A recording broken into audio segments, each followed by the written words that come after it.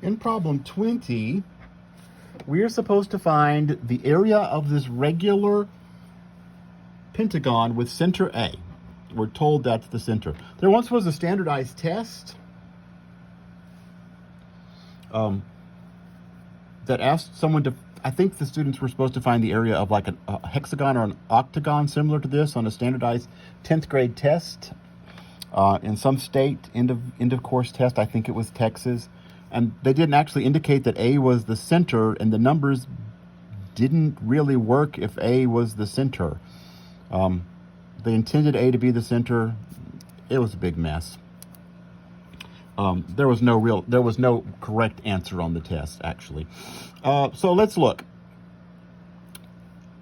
The suggestions for in exercise 19 and 20 are to break it into smaller polygons. So what I'm going to do is this 6.8 that was given to me, I'm going to draw all of those lines.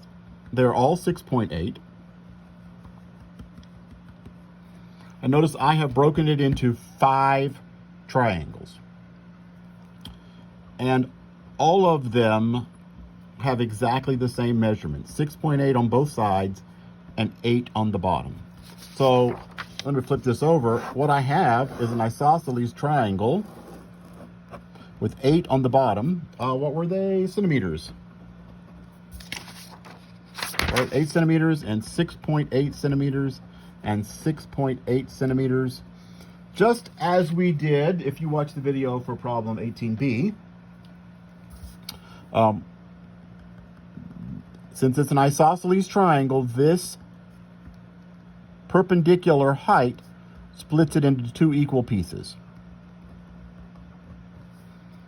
And then in order to find the area of that triangle, I need to know this height. I got the base is 8. Did I do that right back there? I did. Base is 8, and I need to find the height. That height is part of a little right triangle over here. So I can write the height squared plus 4 squared is 6.8 squared. Height squared plus 16 is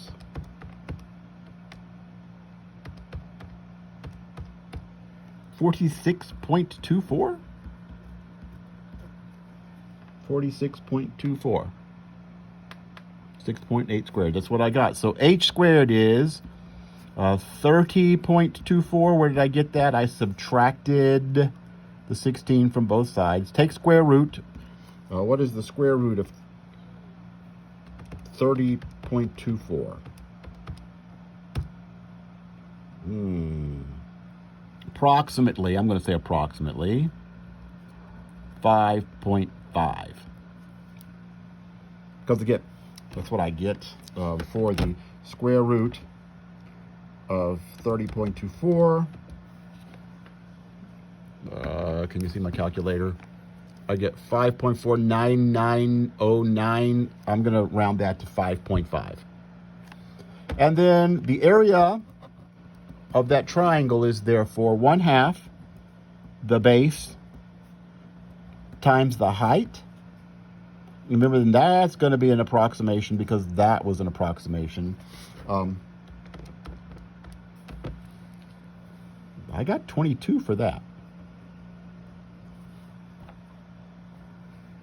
1/2 times 8 times